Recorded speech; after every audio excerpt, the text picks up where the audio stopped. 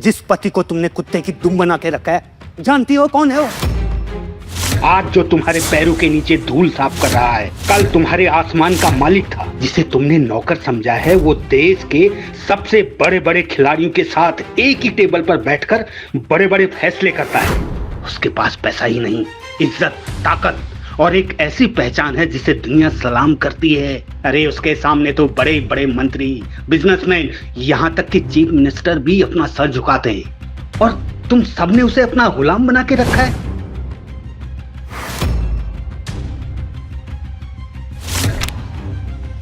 तुम सबका बाप है वो, बाप। Yes mom. अवनी, गौतम आज सुबह से फिर से गायब है और फिर से फोन भी नहीं उठा रहा है। What? ओके, मैं अभी घर आती हूँ। ओके। हाँ जल्दी। मॉम वो ब्लैंक पोस्ट कार्ड कहाँ पर है? पता नहीं, होगा उस अनपढ़ गंवार के कमरे में। ओके। अवनी जल्दी से गौतम के रूम में गई। वहाँ उसने उन पोस्ट कार्ड्स को उलट पुलट कर देखा, मगर उसे कुछ समझ नहीं आया। कोई ब्लैंक पोस्टकार्ड्स के जरिए गौतम को कुछ इशारा तो नहीं कर रहा है? क्या गौतम इसी सिलसिले में घर से बार बार गायब हो रहा है?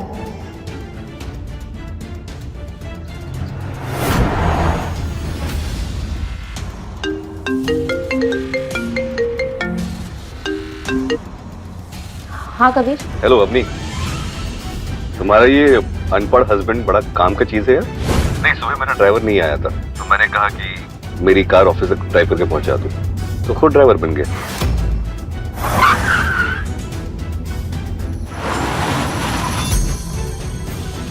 चलिए ड्राइवर साहब। थोड़ी देर बाद गौतम घर पहुंचा तो उसके साथ कबीर भी वहां आया था। अवनी कबीर से नजरें नहीं मिला पा रही थी।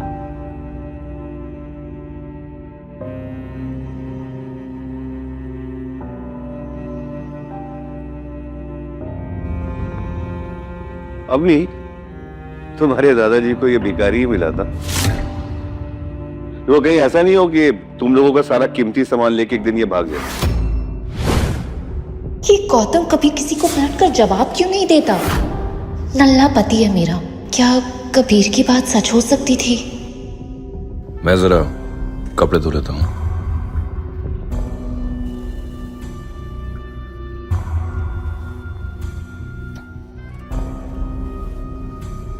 घर जमाई भागा करोड़पति बीबी के जेवर और कीमती सामान लेकर। जी हाँ, जोधपुर के अमीरों की बेटियों के साथ शादी कर उन्हें फंसाने वाला गैंग सकरिया।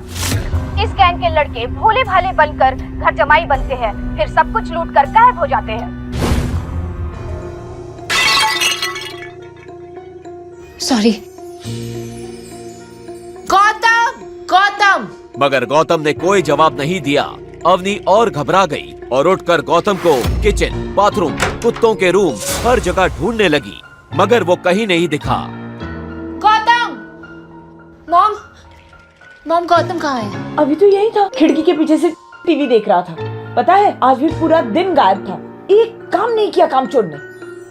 अपनी मम्मी की बात सुनकर अवनी के चेहरे का रंग उड़ गया। गॉड मॉम, मतलब उससे वो न्यूज़ सुन ली है। वो हमारी कार्ड, हमारी ज्वेलरी सब कुछ लेकर तो गया होगा। तुमने रूम में चेक किया? उसकी माँ कुछ पूछती उससे पहले ही अवनी गौतम के रूम की तरफ भागी। कबीर भी उसके साथ वहाँ चला गया। ओह माय गॉड कबीर, मैंने गौतम का बैग नहीं है, मैंने अभी यहाँ पे गौतम का बैग रखा था। शिट। गौतम के पास एक छोटा सा बैग ही था जिसमें वो अपने कपड़े रखता। वो बैग वहाँ से गायब था और वहाँ एक चिट्ठी रखी थी। मेरा पीछा मत करना, जो समझ रही हो वो मैं नहीं हूँ। गौतम,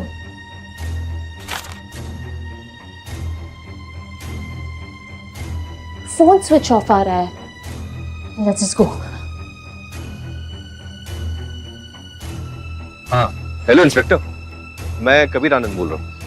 अरे वो आपका जो वांटेड गैंग का बंदा है ना, हाँ, वो अभी अग्रवाल मैंशन से कुछ सामान चुरा के भागा है। ज्यादा दूर नहीं गया होगा, आप सर्च पार्टी भेजिए, ठीक है? अवनी कार लेके रेलवे स्टेशन की तरफ बढ़ती है। कुछ देर गाड़ी चलाने के बाद थोड़ी ही दूर उसे गौतम दिखता है।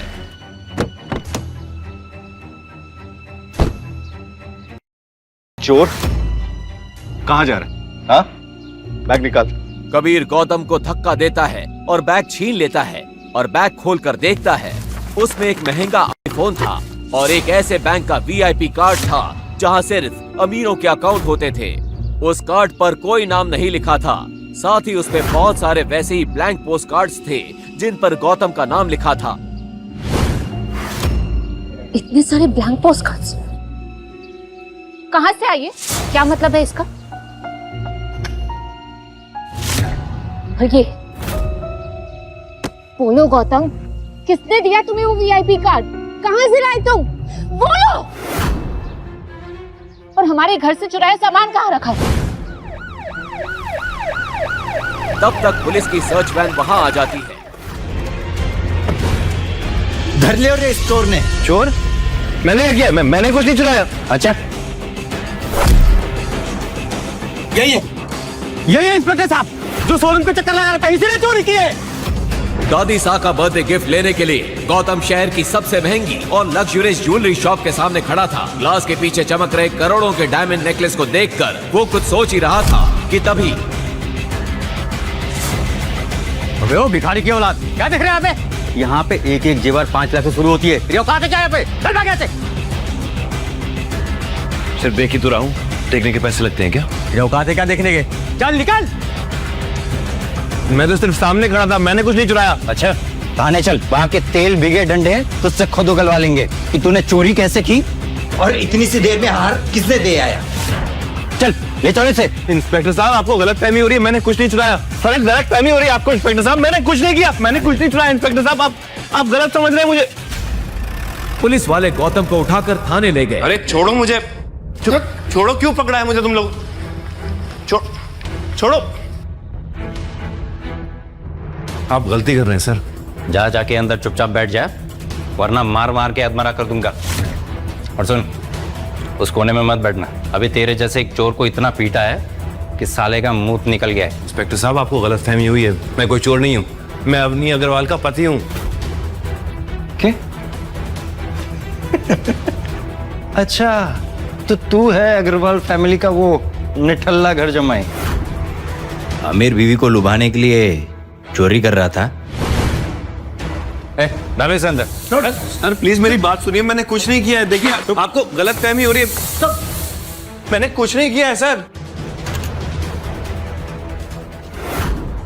हेलो अवनी मैम, अरे आप अपने रखेल जैसे पति को पैसे क्यों नहीं देते? यहाँ हमारा काम बढ़ जाता है। क्या हुआ इंस्पेक्टर? अरे आपका मन बहलाने के लिए आपका राजकुमार सुनार की दुकान से चोरी करता हुआ पकड़ा गया। What? अब ये चोरी भी करने लगा। इंस्पेक्टर, आपको उसे मारना है, पीटना है, आपको जो करना है आप करिए, मैं उसे छुड़ाने नहीं वाली हूँ। पता नहीं दादाजी ने किस चोर को मेरे गले बांध दिया। गौतम को भी अब समझ नहीं आ रहा था कि वो इस लॉकअप से कैसे निकलेगा। उधर इंस्पेक्टर भी उसकी एक भी बात सुनने को तैयार नहीं था और उसी से ज्वेलरी शॉप में चोरी हुई डायमंड नेकलेस निकलवाने के जिद पे अड़ा था।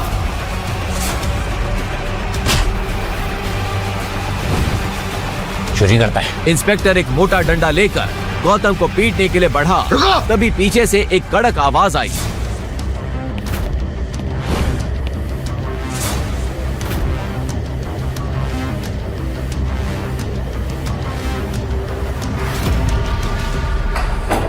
सर, तुम्हारी हिम्मत कैसे हुई? लगता है अपनी नौकरी और इस वर्दी से नफरत होने लगी है।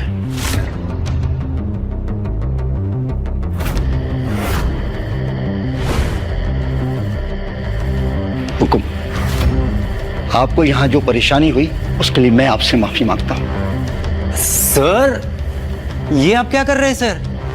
ये अग्रवाल फैमिली का आवारा सा घर जमाई है। सर, ये मित्तल सेठ की दुकान से हीरे का नेकलेस चोरी करते हुए पकड़ा गया है। और तो और इसकी बीवी ने भी इसे छुड़ाने से मना कर दिया है। Shut up! क्यों बेटा, अब तुम्हारा सस्पेंशन नहीं, सीधा टर्मिनेशन होगा। अरे जानते भी हो तुम ये किसको लेकर आए हो यहाँ पर? अरे अगर ये चाहे तो उस जैसे 10 ज्वेलरी शॉप खरीद कर मुझे वहां गार्ड बनाकर बिठा दें। फिर कमिश्नर ने अपने मोबाइल पर उस इंस्पेक्टर को कोई मैसेज दिखाया। वो देखते ही इंस्पेक्टर का चेहरा सफेद पड़ गया। सर, मुझसे भूल हो गई, अब मुझे प्लीज माफ कर दीजिए। सर रुको, मुझे क्षमा करें। आइए मैं आपको अपनी गाड़ी से घर छोड़ देता हूँ। ठीक है, मैं सब भूल जाऊंगा, लेकिन एक शर्त पे। हुकुम। आपको भी मेरा ये राज भूलना होगा। मेरे इस राज के बारे में कानो कान किसी को खबर नहीं होनी चाहिए, खासकर मेरी बीवी को। हुकुम। गौतम के इतना कहते ही पूरे पुलिस स्टेशन में हंगामा मच चुका था। लेकिन एक सवाल, क्या सच में गौतम कोई चोर था या इसके पीछे कोई गहरा राज छुपा था? और क्यों कमिश्नर ने उसे हुक्म कह के बुलाया? आगे एक ऐसा राज खुलेगा जो आपके होश उड़ा के रख देगा। गौतम जैसे ही थाने से बाहर निकला, एक लग्जरी कार आकर वहां रुकी। उसमें से एक बुजुर्ग शख्स उतरे और उन्होंने गौतम के हाथ में एक छोटा सा बॉक्स दिया।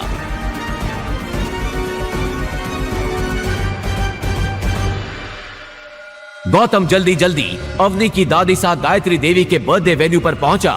अवनी ने उसे देखा तो चौंक पड़ी।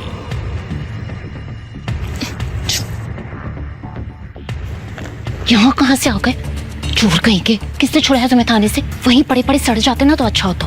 मैंने कोई चोरी नहीं की अवनी, ज्वेलरी शॉप के सामने खड़ा था, पुलिस ने पकड़ लिया। बड़ी मुश्किल से अपनी बेगुनाही का सबूत देकर आया हूँ। ठीक है ठीक है। कैसी सस्ती से गिफ्ट दिखाकर लेकर आए हो तुम? कितनी सस्ती पैकिंग है। छी। पैकिंग मैटर नहीं करती है, उसके अंदर गिफ्ट क्या है वो मैटर करता है ना। तुम देखोगे तो चौंक जाओगी। अरे दादी का गिफ्ट है, तुम क्यों खोल रही हो? उनको खोलने दो ना। Fine, whatever. लेकिन जब बाकी सब गिफ्ट दे रहे हो ना तो तुम चुपके से अपना बॉक्स साइड में रख देना, ओके? पता नहीं दादाजी ने किस जन्म का बदला लिया मुझसे। मुझे जैसे करोड़पति लड़की की शादी तुम जैसे गरीब के साथ करवा दी। ना पैसे है ना इज्जत। चले अभी? खड़ी क्यों, जाओ। थैंक यू बेटा।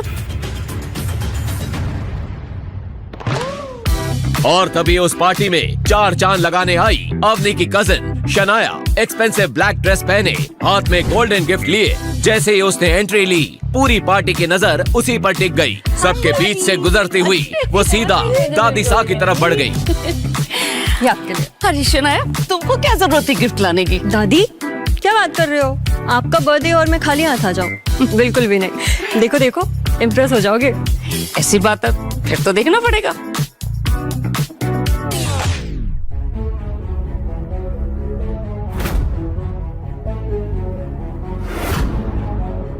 डायमंड पेंडेंट, इतना चमकीला हीरा अपनी 75 साल की उम्र में तो मैंने पहली बार देखा है। शनाया बेटी, तुम तो इस घर की बेटियों से बिल्कुल अलग हो। समझदार और स्मार्ट, बहुत खूबसूरत है, बहुत अच्छा है। ऐसा बोलकर गायत्री देवी ने अवनी की तरफ देखा और अवनी ने शर्म के मारे अपना सिर झुका लिया। ये डायमंड पेंडेंट तो काफी महंगा होगा, है ना शनाया? हाँ, पूरे 1.5 करोड़ का है। लगता है तुम्हें किसी ने उल्लू बनाया है। 5 लाख का पेंडेंट 1.5 करोड़ में बेच दिया। कुछ भी। और वैसे भी जो लोग खुद की जेब में 500 रुपए का नोट लेकर घूमते हैं ना, वो किसी और को लाखों करोड़ों का ज्ञान नहीं दिया करते।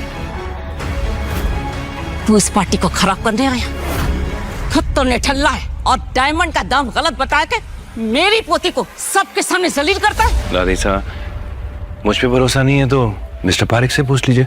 वो तो राजस्थान के सबसे बड़े डायमंड मर्चेंट है ना। मिस्टर पारेख,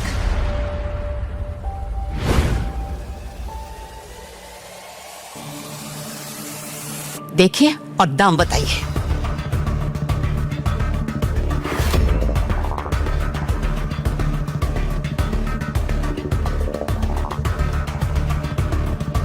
किसी ने नकली डायमंड को असली डायमंड की तरह तराशने की कोशिश की है। मेरी बरसों की पारखी नजर धोखा नहीं खा सकती। किसी ने सनाया जी को ठग लिया है। अब किसी ने सनाया जी को ठगा है या फिर वो खुद बढ़ा चढ़ा के इसके पैसे बता रही हैं, ये तो शनाया जी ही जाने। सनाया जी अब आप बताएंगे कि मैं बताऊं? अरे मिस्टर पारिक, मैं ही बता देता हूं।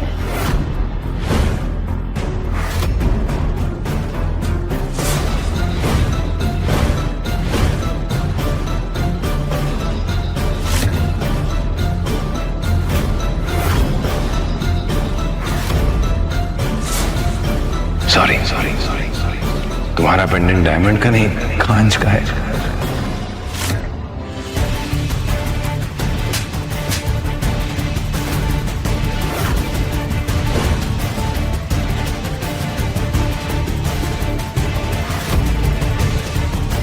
तेरी इतनी औकात कि मेरी पति के लिए बोले? तो क्या गिफ्ट लेके आया डिठल्ले, वो बताओ।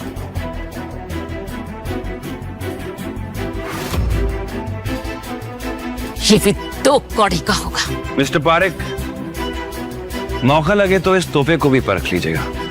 आज से, बल्कि अभी से, मैं इस अग्रवाल खानदान से सारे नाते तोड़ता हूं।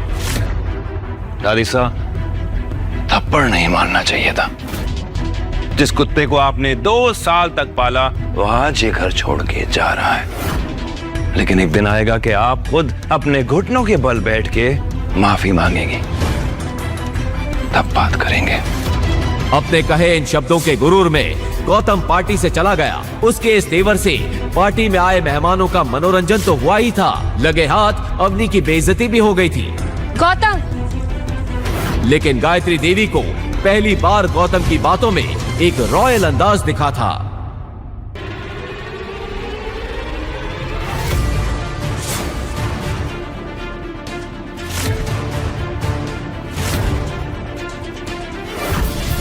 गौतम, अरे गौतम को रोको कोई, गौतम को रोको कोई। अवनी के लिए दिल में प्यार था, इसलिए गौतम ने उसे माफ कर दिया। लेकिन बाकी परिवार और दादी सा के लिए उसके दिल में गुस्से की चिंगारी अभी भी जल रही थी। अगले ही दिन अपने जख्मों को मुस्कान के पीछे छुपाए और अपनी खटारा साइकिल उठाकर गौतम अवनी के दोस्तों को लेने एयरपोर्ट चला गया।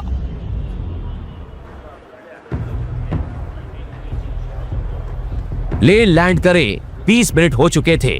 अवनी के 2 दोस्त एयरपोर्ट पर गौतम का वेट कर रहे थे। यार रिया, क्या हुआ तेरे उस फ्रेंड के पति का? देखना अभी तक आया नहीं। आई नो, आता ही होगा। यू नो मेरी फ्रेंड है ना अपनी, वो बहुत अमीर है। 12 to 15 तो उसके पास कार्स है। चूज ही नहीं कर पा रही होगी कि आज कौन सी लेके जाए। तभी वहाँ खुद अवनी कैब से आ पहुंची। Hi, how are you? Good, and I am so sorry, I am late. Gautam, एक minute, just call him. Hello Gautam, कहाँ हो तुम? तुम्हें यहाँ मुझसे पहले होना था ना? बस अपनी में आ ही गया। और क्या हुआ, तुम ऐसे हाफ क्यों रहे हो? हाँ, पहुंच रहा हूँ। जल्दी आओ। He is just coming. अभी आ रहा है।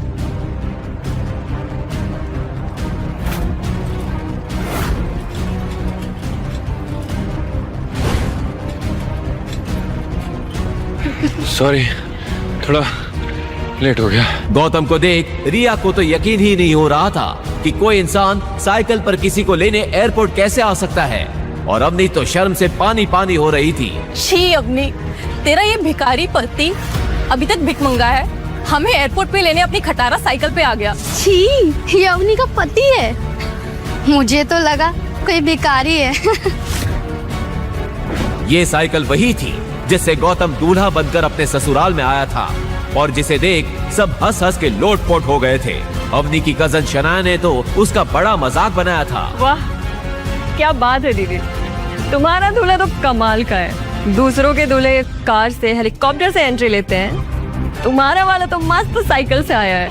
अवनी, अभी भी समय है, भाग जा इस शादी से, वरना आज तो तेरी फैमिली तुझ पे हंस रही है। कल को ये पूरा शहर इस बात का मजाक उड़ाएगा कि इतनी खूबसूरत और करोड़पति पत्नी का पति एक भीख मंगा है।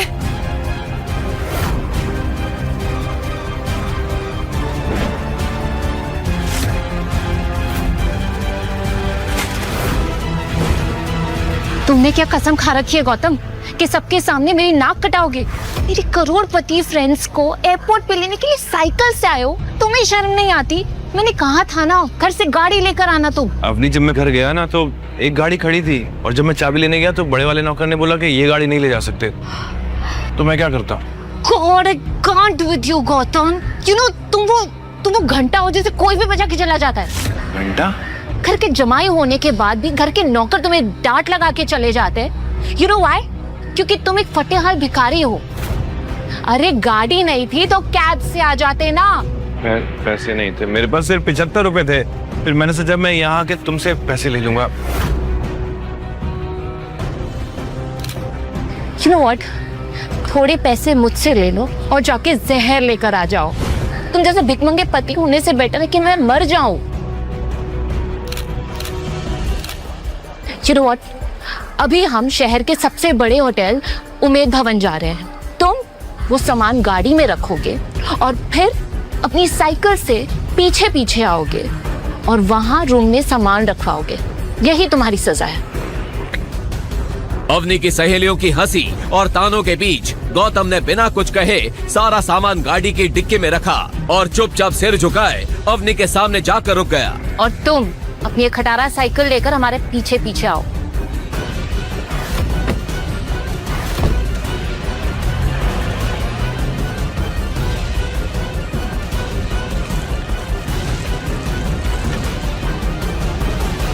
अवनी की फ्रेंड रिया और उसकी फ्रेंड्स उस होटल के रिसेप्शन पर पहुंचे। उसे देख होटल का मैनेजर पूरे अदब के साथ बोला, खम्बा खड़ी मैडम, बताइए मैं आपके लिए क्या सेवा कर सकता हूँ? मुझे आपके होटल में एक कमरा चाहिए आज के लिए। 1 minute madam. I am sorry madam, दरअसल खुद सीएम साहब अपनी पार्टी के लोगों के साथ यहाँ पर रुके हुए हैं तो हमारे पास कोई भी रूम खाली नहीं है। क्या? मैं आपको 10 गुना ज्यादा पैसे देने के लिए रेडी हूँ। आप प्लीज एक कमरा अरेंज करके दीजिए। सिर्फ आज नहीं, अगले 3 दिनों तक हमारे पास कोई भी रूम खाली नहीं है क्योंकि सीएम साहब अगले 3 दिनों तक यहाँ पर रुके हुए हैं। आप जानते हैं मैं कौन हूँ?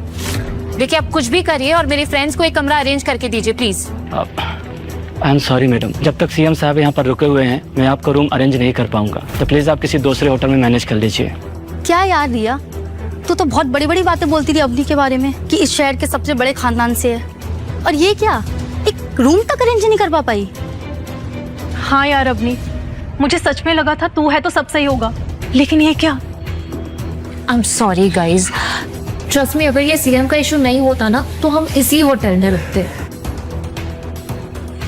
पास में एक डेन है। वेल, इस होटल जैसा तो नहीं है पर वो भी काफी अच्छा है। Let's go there please. Let's go.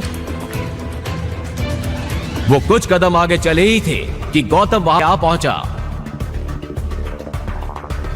Sorry, देर हो गई, सॉरी, बहुत लंबी चढ़ान आ गई थी। तुम लोग अभी तक चेक इन नहीं किया? क्या हुआ, सब ठीक तो है ना? सब ठीक कैसे होगा? मेरे दिन की शुरुआत तुम्हारी शक्ल देखकर जो होती है। जब से तुम आए हो ना कुछ सही नहीं है। काश तुम्हारी जगह इस मैनेजर से शादी कर ली होती तो आज कुछ जुगाड़ हो जाता।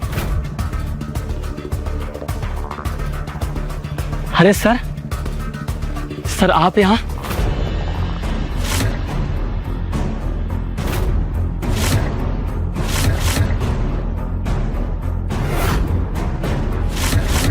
सर आप यहाँ हमारे गरीब खाने में? सर हम धन्य हो गए सर हमारा सौभाग्य सर कि आप सर यहाँ पर आए। सर अब आप आ ही गए हैं तो मैं आपको अपने होटल का सबसे लग्जरियस रूम बुक कर देता हूँ। ये क्या बकवास है? हमारे लिए आपके पास अगले 3 दिन तक कोई कमरा नहीं है और इस भिखारी के लिए स्पेशल रूम। हाउ? क्या कहा आपने? भिखारी? लगता सर के बारे में आपको मालूम नहीं है गौतम साहब। और इससे पहले कि वो मैनेजर आगे कुछ कहता कि अंदर खबर फैल गई। जैसे ही अंदर खबर फैली कि गौतम उमेद भवन में आया है, अंदर से राज्य के सीएम गौतम सर अपने सभी नेताओं के साथ बाहर आए और फिर जो हुआ उसे देखकर तो अवनी, रिया और उसकी सहेलियां लगभग बेहोश हो गईं।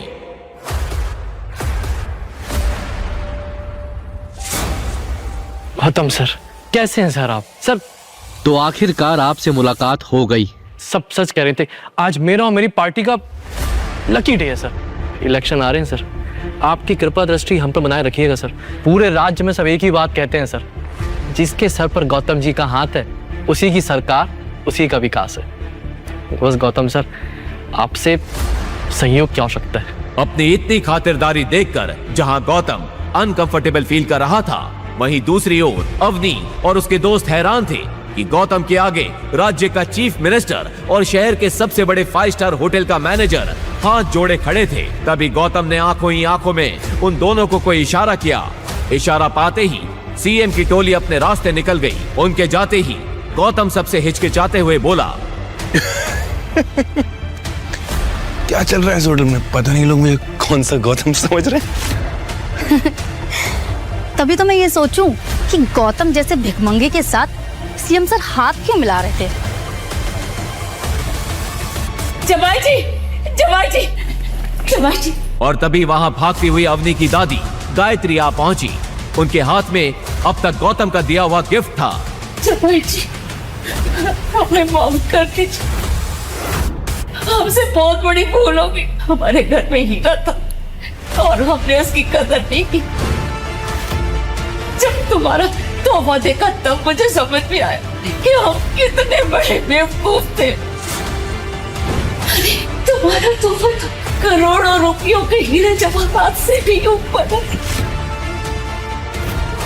हमसे बहुत बड़ी भूल हो गई, हमें माफ कर दो। जवाई जी, हमें माफ कर दो।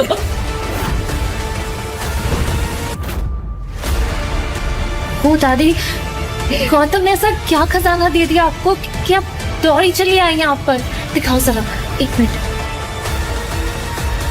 जब अवनी और उसके दोस्तों ने वो तोहफा खोला तो सबकी हवाएं उड़ गईं।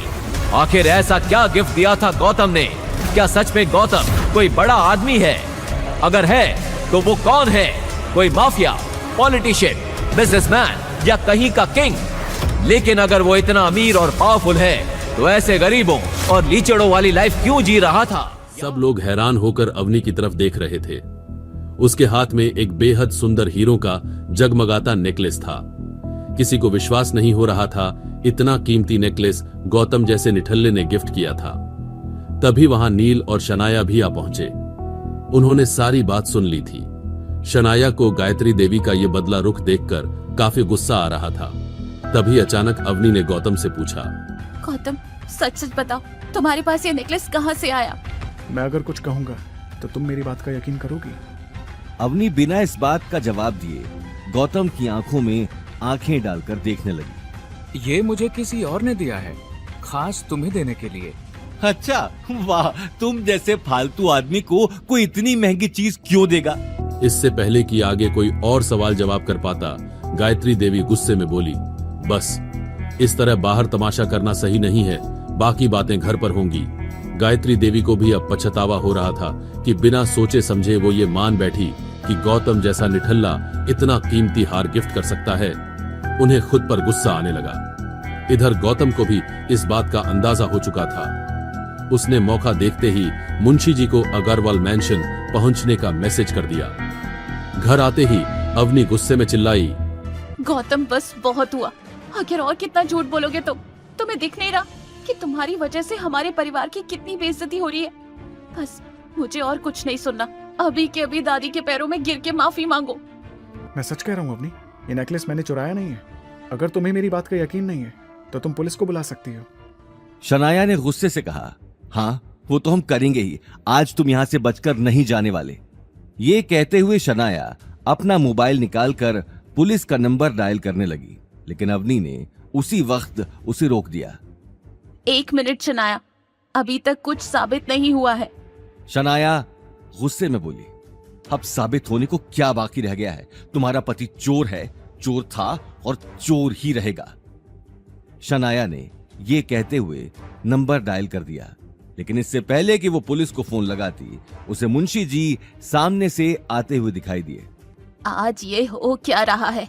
इससे पहले कि गायत्री देवी आगे आकर मुंशी जी से कुछ पूछती, मुंशी जी ने अपने गार्ड्स को इशारा कर दिया।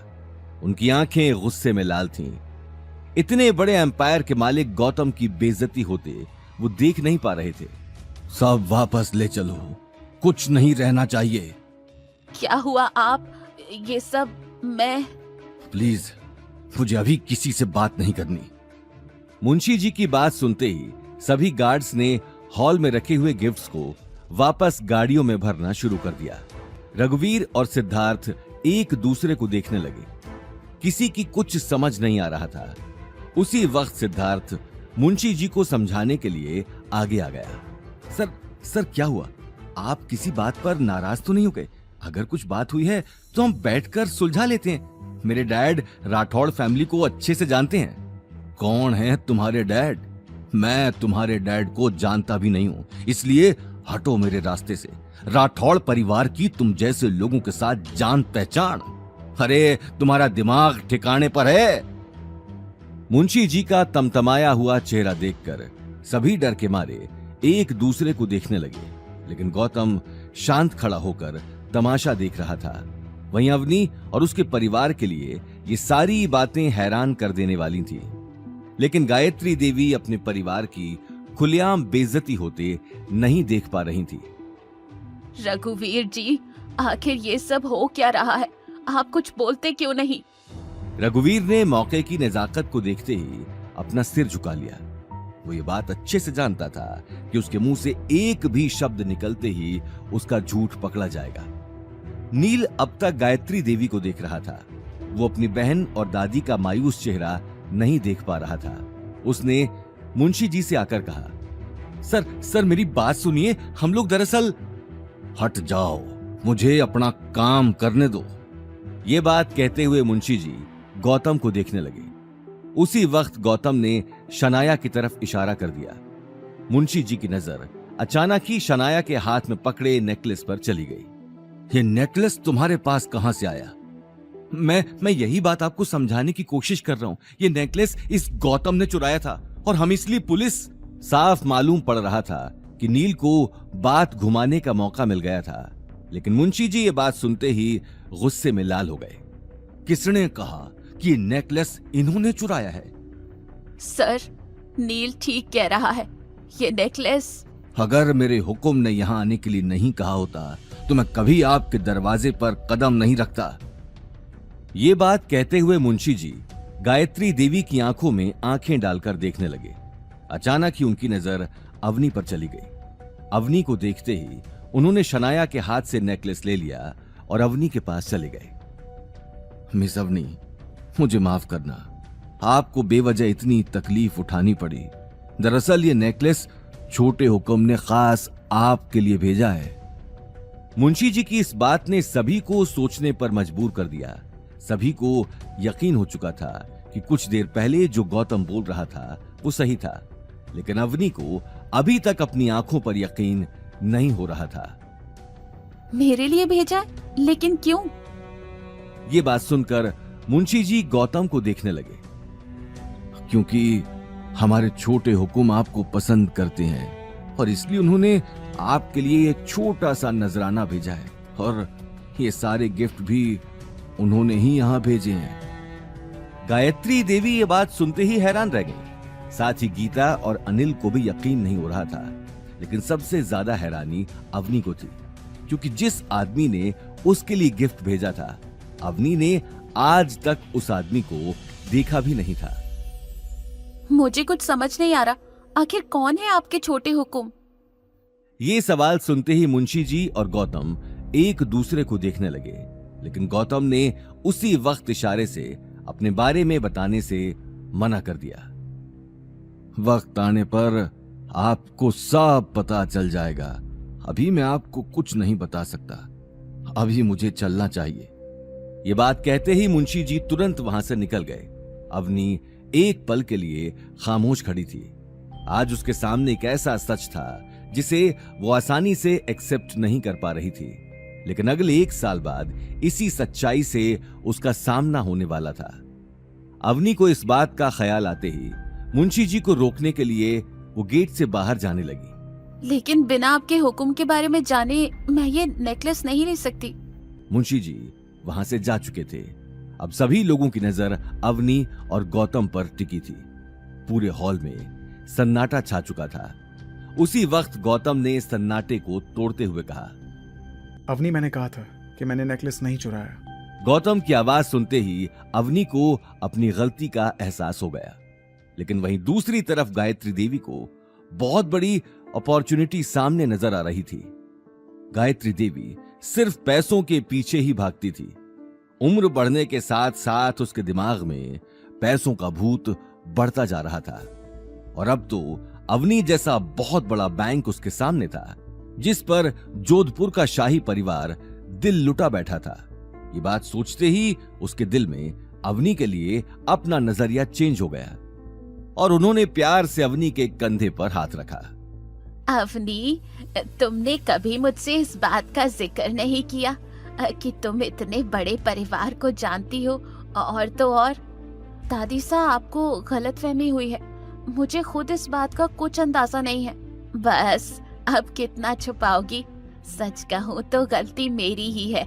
मैंने कभी तुमसे अच्छे से बात नहीं की, हमेशा तुम्हें डांटा। बेटा मुझे माफ कर दो, लेकिन इस तरह अपनी दादी सा से कुछ छुपाओ तो मत। अचानक गायत्री देवी का बदला हुआ रूप देखकर शनाया का चेहरा गुस्से में तमतमा गया। वहीं गीता और अनिल हैरान रह गए और एक दूसरे को देखने लगे।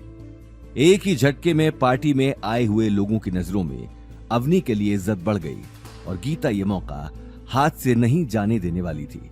लेकिन इससे पहले कि गीता आगे कुछ बोलती, अवनी ने कहा, दादी सा, अब मैं कैसे समझाऊं कि मैं...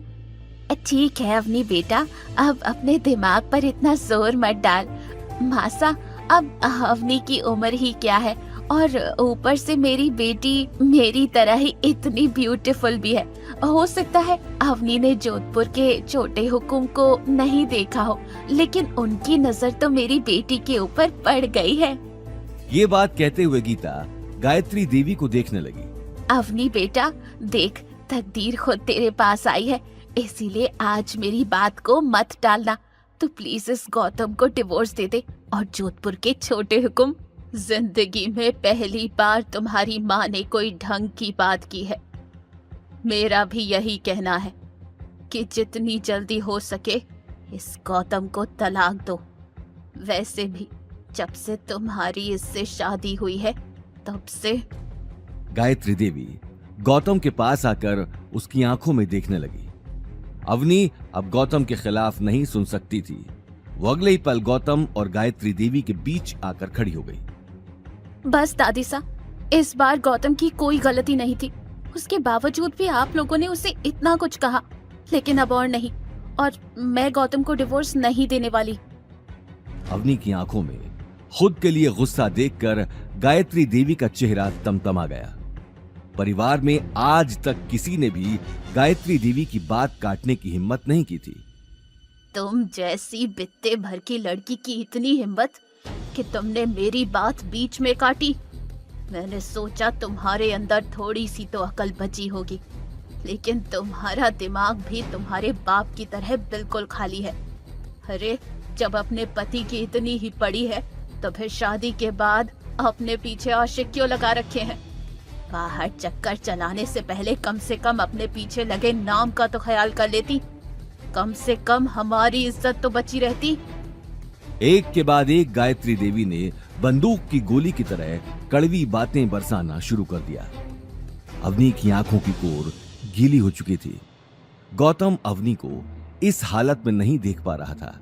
साथ ही अनिल और गीता को भी इन बातों से बहुत बड़ा धक्का लग चुका था। अनिल ने उसी वक्त आगे आकर अवनी के कंधे पर हाथ रख दिया। मासा, बहुत हुआ, इससे ज्यादा मैं नहीं सुन सकता। अगर हम आपकी नजरों में इतने ही अखरते हैं तो हमें यहां होना ही नहीं चाहिए। ये बात कहते हुए अनिल और गीता अवनी को लेकर वहां से निकल गए। गौतम भी बिना कुछ कहे उनके पीछे चला गया। उन्हें जाते हुए देखकर गायत्री देवी की आंखें अंगारों की तरह लाल हो गईं। निकल जाओ यहाँ से, और दोबारा इस घर में आने की सोचना भी मत। अवनी और गौतम के जाते ही पूरे हॉल में एक सन्नाटा छा चुका था। वहीं गायत्री देवी की आंखों में अब तक गुस्सा चढ़ा हुआ था, लेकिन इस पूरे तमाशे के चलते आज शनाया की सगाई खराब हो चुकी थी। घर आए हुए मेहमानों के साथ साथ रघुवीर और सिद्धार्थ पंडित के चेहरे पर नाराजगी साफ दिखाई दे रही थी और इस नाराजगी को देखकर शनाया अंदर ही अंदर अवनी और गौतम को कोस रही थी। अपनी बहन का उतरा हुआ चेहरा देखते ही नील ने आकर उसे गले लगा लिया। शनाया बस, अब रोने की जरूरत नहीं है। अब रोएगा तो ये गौतम और उसके साथ साथ उसकी प्यारी पत्नी अवनी। ये बात कहते हुए नील एकटक गेट के बाहर देखने लगा। वहीं दूसरी तरफ अवनी ने बाहर निकलते ही अपने चेहरे से आंसू साफ कर लिए। कुछ ही देर में सभी कार में बैठकर घर की तरफ निकल गए। अवनी अपने कहे हुए शब्दों पर पछता रही थी जो उसने गौतम से कहे थे। उसने गौतम को कार चलाते हुए देखकर कहा, गौतम, तुम्हें नील से उलझने की जरूरत नहीं है। उससे जितना हो सके दूर ही रहना। हाँ अवनी, लेकिन मैं बस यही समझा रहा था कि उसने मेरे ऊपर झूठा इल्जाम लगाया है। उसके लिए सॉरी, लेकिन उससे जितना हो सके दूर रहना। उसका उठना बैठना गुंडों के साथ है। अगर उससे पंगा लिया तो वो बदला जरूर लेगा। मुझे बचपन से नील पसंद नहीं। ठीक है, मैं इस बात का ध्यान रखूंगा, लेकिन मुझे नहीं लगता कि वो कुछ करेगा। गीता और अनिल कार की बैक सीट पर चुपचाप बैठे थे। गीता की आंखों में गुस्सा तो था, लेकिन वो शायद घर पहुंचने का ही इंतजार कर रही थी। वहीं अवनी अभी तक नेकलेस अचानक गौतम के पास आने की बात पचा नहीं पा रही थी। अच्छा, एक बात बताओ, आखिर तुम्हारा राठौर परिवार के साथ क्या रिश्ता है? आखिर उस आदमी ने इतने सारे लोगों में तुम्हें ही क्यों वो नेकलेस दिया? ये बात सुनते ही गौतम का मन हुआ कि अवनी को आज अपनी सच्चाई बता दे, लेकिन अगले ही पल उसे दीपशिखा का ख्याल आ गया, जिसके साथ उसे 1 साल बाद शादी करनी थी। इस बात का ख्याल आते ही उसने अपने आप को रोक दिया। नहीं अवनी, मैं तो जानता भी नहीं राठौड़ फैमिली को। कल जब तुम सब लोग चले गए थे तब मुझे वो बुजुर्ग आदमी ज्वेलरी शॉप पर मिला था और उसी ने मुझे वो नेकलेस दिया। इससे पहले मैं उससे कुछ पूछता, वो वहां से निकल गया। उसने बस इतना ही कहा कि नेकलेस तुम्हें दे दूं। सच में यही बात है? सच में यही बात है। अभी तुम्हारे सामने तो उस आदमी ने खुद कहा। गीता ने ये बात सुनते ही भौहें चढ़ा ली और बड़बड़ाने लगी। अच्छा हुआ नेकलेस ही दिया। बम दिया होता तो ये आदमी उसे भी घर ले आता। अकल तो वैसे भी नहीं है इस आदमी में। पता नहीं भगवान जब अकल बांट रहे थे तब ये आदमी कहाँ गया था। अवनी अपनी मॉम की बात को नजरअंदाज करके गौतम को समझाने लगी।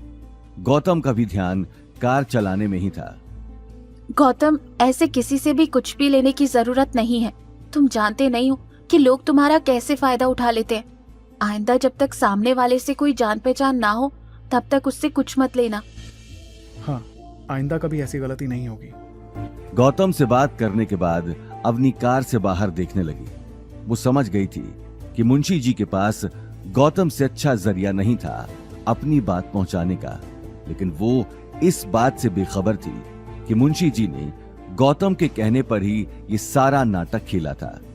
वहीं दूसरी तरफ गौतम कार चलाते हुए बार बार अवनी को देख रहा था। अवनी से झूठ बोलने की बात उसे अंदर ही अंदर कचोट रही थी। अवनी, मुझे माफ करना, मैंने तुमसे झूठ बोला, लेकिन क्या करूं, इसके सिवाय मेरे पास कोई और रास्ता नहीं था।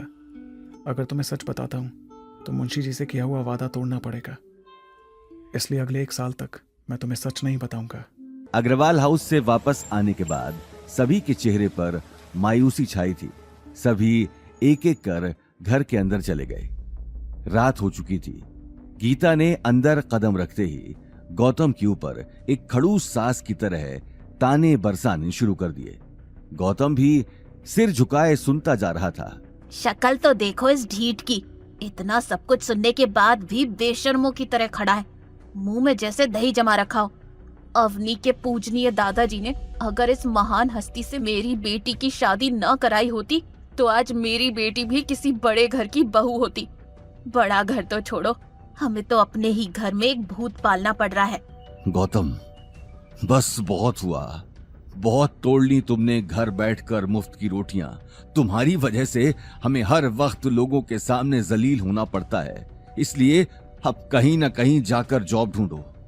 हमारी हालत तुम जानते ही हो। अब हमारे पास इतने पैसे नहीं हैं कि मुफ्त में तुम्हारा भी पेट भरे। अरे अगर आज इसके पास कोई ना कोई नौकरी होती तो उस सिद्धार्थ को इतना कुछ कहने का मौका तो नहीं मिलता। Mom, dad, I am sorry.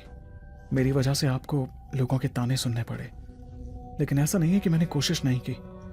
मैं जहां भी जॉब के लिए जाता हूँ वहां बात बनते बनते बिगड़ जाती है। तो फिर साफ बोल दो कि जिंदगी भर हमारे सिर पर ही नाचना है। छोड़ो गीता, तुम भी कहां भैंस के आगे बीन बजा रही हो। गौतम ने अपना सिर शर्म से नीचे कर लिया। अवनी बिना कुछ कहे उसे देख रही थी। मैं कोशिश करूंगा कि जितना जल्दी हो सके कोई ना कोई नौकरी मिल जाए। कोई जरूरत नहीं है नौकरी ढूंढने की। कोई ऐसी वैसी नौकरी करोगे तो भी लोग ताने देंगे। उन्हें तो नया टॉपिक मिल जाएगा, इसीलिए यहीं घर बैठो और घर का काम करो। अवनी की बात के आगे गौतम कुछ कह नहीं पाया। गीता भी अपना सिर पकड़कर बैठ गई और गुस्से भरी निगाहों से गौतम को देखने लगी। अब जाओ, यहाँ खड़े खड़े किसका वेट कर रहे हो? जाकर खाना बनाओ। गीता की तीखी आवाज सुनकर गौतम किचन की तरफ चला गया। अगर दाल में नमक थोड़ा सा भी ज्यादा हुआ तो वह सारी दाल तुम ही बैठकर खाना। गीता ये कहते हुए अपने सिर को दबाने लगी। अपनी मॉम को इस तरह देखते ही अवनी उनके पास आकर बैठ गई। अवनी बेटा, क्यों जिद ले रखी है इस आदमी के साथ रहने की? अरे तेरे सामने इतना बड़ा रिश्ता है और तू उसे ठुकरा रही है। भगवान बहुत ही कम लोगों पर ही मेहरबान होते हैं, उनका आशीर्वाद मत ठुकरा। तलाक दे दे इस आदमी को। मॉम, आप ये बात कितनी बार भी दोहरा लीजिए, मेरा जवाब नहीं बदलने वाला। मेरा जवाब वही रहेगा, मैं गौतम को तलाक नहीं दूंगी। आखिर उसे तलाक देने की कोई वजह भी तो होनी चाहिए। उसने आज तक मुझसे ऊंची आवाज में बात नहीं की, मेरा हर कहा मानता है और तो और अपनी पूरी कोशिश करता है। अब अगर बात नहीं बन पाती तो इसमें इसकी क्या गलती? गीता ये बात कहकर सोफे से उठकर वहां से जाने लगी। तुझे तो कहना ही बेकार है। जब अपने बच्चे ही खुद की जिंदगी बर्बाद करने की ठान चुके हो तो माँ बाप भी क्या करेंगे? ये बात बड़बड़ाकर गीता कमरे में चली गई। अनिल भी परेशान होकर दरवाजे से बाहर निकल गया। वहीं गौतम ने किचन में रहकर अवनी की ये बात सुन ली थी। आज खुद के लिए अवनी के दिल में जगह देखकर उसे मन ही मन बहुत खुशी हो रही थी। वहीं दूसरी तरफ शनाया की सगाई होने के बाद गायत्री देवी आगे की प्लानिंग में जुट चुकी थी। रघुवीर पंडित के बेटे के साथ शनाया की सगाई करवाकर उसे कहीं ना कहीं एक उम्मीद नजर आ रही थी। साथ ही एक उम्मीद उसे इस बात की भी थी कि अवतार ग्रुप जोधपुर में सबसे बड़ा शॉपिंग मॉल बनाने जा रहा था, जिसमें बहुत सारे आर्किटेक्चर फर्म्स ने अपनी एप्लीकेशंस भेजी थी, जिनमें से एक है अग्रवाल ग्रुप। अपने पति हिम्मत अग्रवाल के जाने के बाद गायत्री देवी ने सारा बिजनेस अपने कंट्रोल में कर लिया था, पर कुछ सालों से कंपनी लॉस में जा रही थी और गायत्री देवी किसी भी हाल में अग्रवाल ग्रुप को फिर से टॉप पर लाना चाहती थी और इसके लिए उनका डिजाइन सिलेक्ट होना बहुत जरूरी था। भले ही दादी सा ने अवनी के परिवार को घर से अलग किया था और अवनी अभी भी अग्रवाल ग्रुप में एज अ डिजाइनर काम कर रही थी। उसे उम्मीद थी कि शायद एक दिन उसके काम से खुश होकर वो उन्हें वापस अपनाएगी। अवनी को अवतार ग्रुप के प्रोजेक्ट की बात का पता लगते ही वो अपना सारा काम छोड़कर दिन रात डिजाइन बनाने में जुट गई। उसे अपने आप पे कॉन्फिडेंस था। आफ्टर ऑल मुंबई के टॉप कॉलेज से अवनी ने आर्किटेक्चर की पढ़ाई में टॉप किया था और उसका सपना था कि उसे एक दिन दादी सा अग्रवाल ग्रुप का डिजाइन डायरेक्टर बनाएंगी। अगर अवतार ग्रुप प्रोजेक्ट में अवनी का डिजाइन चुन लिया गया तो उसे अग्रवाल ग्रुप का डिजाइन डायरेक्टर बनने से कोई नहीं रोक सकता था। गौतम जब जब अवनी को रात में काम करते हुए देखता तब तब उसे ख्याल आता कि वो अभी के अभी अभिनव को फोन कर एक झटके में अवनी का डिजाइन सिलेक्ट करवा दे। पर अवनी के डिजाइन को देखकर उसे कॉन्फिडेंस था कि अवनी का ही डिजाइन सिलेक्ट होगा और वो बिना वजह अवनी की सेल्फ सक्सेस के रास्ते में नहीं आना चाहता था। और इसलिए डिजाइन सिलेक्शन मीटिंग के दिन गौतम सिर्फ अवनी को दही शक्कर खिलाकर ऑल द बेस्ट कहते हुए उसे अग्रवाल ग्रुप ड्रॉप करता है और इस प्लानिंग में लग जाता है कि अवनी जब शाम को वापस घर लौटेगी तो वो कैसे उसकी जीत को सेलिब्रेट करेगा। वहीं अवनी भी कॉन्फिडेंट थी कि आज शायद दादी सा के मन में उसके प्रति जो गुस्सा था वो डिजाइन देखकर दूर हो जाएगा। कॉन्फ्रेंस रूम में सभी लोग अपने अपने डिजाइन लेकर आ चुके थे, अवनी गायत्री देवी के पास चली जाती है। दादी सा, मेरा डिजाइन। गायत्री देवी अवनी के हाथ से डिजाइन लेकर देखने लगी। ठीक है, वहाँ बैठ जाओ। गायत्री देवी ने बड़ी सी चेयर के चारों तरफ लगी कुर्सियों में से एक कुर्सी की तरफ इशारा कर दिया। अवनी ने जैसे ही मुड़कर उस कुर्सी पर नजर डाली, उसके पैरों तले जमीन खिसक गई। सामने नील बैठा था, जिसकी आंखों में अब तक बदले की आग भड़क रही थी। अवनी ने एक पल रुककर गहरी सांस ली और अगले ही पल उसके पास जाकर बैठ गई। अवनी, तुम क्यों यहां अपना टाइम बर्बाद करने आई हो? इससे अच्छा तो तुम अपने उस सुमेर पैलेस के आशिक से कहती तो वो तुम्हारा डिजाइन एक झटके में सिलेक्ट करवा देता। ज्यादा से ज्यादा क्या होता, तुम्हें उसके साथ एक रात ही तो गुजारनी पड़ती। मेरी छोड़ो, भूलो मत सिर्फ दादी सा की वजह से ही तुम इस कुर्सी पर बैठे हो, वरना तुम ये जगह डिजर्व नहीं करते। तुम्हारा आर्किटेक्ट और डिजाइनिंग से दूर दूर तक कोई लेना देना नहीं है। नील ये बात सुनकर अपने आसपास देखने लगा। हालांकि गुस्से से उसका शरीर गर्म हो चुका था, लेकिन इस वक्त वो बात आगे बढ़ाकर गायत्री देवी की इज्जत खराब नहीं करना चाहता था, पर वो अवनी को बिना सबक सिखाए ऐसे जाने भी नहीं देना चाहता था। देखते ही देखते वो घड़ी आ जाती है जिसका सभी को इंतजार था। कॉन्फ्रेंस रूम में अवनी और घर में गौतम दोनों बेसब्री से इंतजार कर रहे थे उस पल का जब गायत्री देवी अवनी का नाम लेगी। गौतम से और रहा नहीं जाता और वो अवनी को कॉल लगाता है, पर अवनी गौतम का कॉल नहीं उठाती है। कुछ घंटों बाद वो फिर से अवनी को कॉल करता है, पर अवनी का कॉल स्विच ऑफ आता है। गौतम अब टेंशन में आ जाता है। उसे बहुत ही स्ट्रॉन्ग फीलिंग आती है कि अवनी ठीक नहीं है। वो अवनी के ऑफिस में लैंडलाइन पर कॉल करता है और उसे पता चलता है कि अवनी बहुत पहले ही ऑफिस से निकल चुकी थी। गौतम अवनी को ढूंढने जाने ही वाला होता है कि तभी उसे डोरबेल की आवाज सुनाई दी। गीता हॉल में ही बैठकर टीवी देख रही थी। गौतम ने किचन से बाहर निकलकर जैसे ही दरवाजा खोला तो वो भौचक्का रह गया। सामने अवनी खड़ी थी और उसके चेहरे का रंग पूरी तरह से उड़ा हुआ था। इससे पहले कि गौतम कुछ पूछता, अवनी बिना कुछ कहे अपने कमरे में चली गई। अवनी का इस तरह वहां से चले जाना गौतम को समझ नहीं आया। उसने एक नजर गीता को देखा, लेकिन गीता की आंखें टीवी में चल रहे प्रोग्राम पर थीं। गौतम अगले ही पल अवनी के पीछे चला गया। रूम में जाते ही उसने देखा अवनी खिड़की के पास खड़ी थी। गौतम की बेचैनी अब बढ़ती जा रही थी। वो हिम्मत करके अवनी के पास चला गया। अवनी, क्या हुआ? तुम ऐसे परेशान क्यों हो? उस नील ने कुछ किया क्या? गौतम प्लीज, मुझे थोड़ी देर के लिए अकेला छोड़ दो। ये बात सुनकर गौतम दरवाजे की तरफ बढ़ गया, लेकिन तभी उसके कदम रुक गए। क्या हुआ? तुम्हारा डिजाइन सेलेक्ट नहीं हुआ? ये बात सुनते ही अवनी की आंख से आंसू गिरकर उसके गालों पर आ गए। हाँ, मैं फेल हो गई गौतम। इम्पॉसिबल, तुम फेल हो ही नहीं सकती। तुम्हारा डिजाइन परफेक्ट था। तुम्हें क्या पता परफेक्ट डिजाइन क्या होता है? सॉरी गौतम, आई नो तुम सिर्फ मुझे चीयर अप करने की कोशिश कर रहे हो, पर मुझे इस बात का इतना दुख नहीं है कि मेरी डिजाइन सिलेक्ट नहीं हुई, जितना दुख इस बात का है कि दादी ने नील का डिजाइन सिलेक्ट कर लिया है। क्या दादी सा ऐसा कैसे कर सकती हैं? तुम्हारे डिजाइन से मुकाबला वो नील कभी नहीं कर सकता। तुम्हारी डिजाइन सच में बेस्ट थी। अब क्या फर्क पड़ता है मेरा डिजाइन कैसा था, कितना अच्छा था? इन सब बातों का अब कोई मतलब नहीं है। मुझे अभी तक इस बात पर यकीन नहीं हो रहा। आखिर दादी सा तुम्हें और नील को कंपेयर भी कैसे कर सकती हैं? I mean, वो कहां और कहां तुम? अवनी, इन सबके पीछे जरूर कुछ ना कुछ गड़बड़ है। अगर कुछ गड़बड़ है तो भी मैं कुछ नहीं कर सकती। दादी सा ने नील का डिजाइन दिखाने से भी मना कर दिया। उन्होंने कहा कि ये कंपनी पॉलिसी के अगेंस्ट है। एक बार डिजाइन अवतार में सबमिट होके सिलेक्ट हो जाए तभी वो हम सबको डिजाइन दिखाएंगे, ताकि वो डिजाइन लीक ना हो। आज नहीं तो कल लोगों को सच तो पता लग ही जाएगा, क्योंकि दादी सा को डिजाइन सबके सामने लाना तो पड़ेगा ही। ज्यादा दिन तक वो छुपा कर तो नहीं रख सकती। ये बात सुनकर अवनी आगे कुछ नहीं कह पाई, लेकिन गौतम की आंखों में आग भड़क चुकी थी। वो अब जल्द से जल्द इस पूरे मामले की जांच करने वाला था।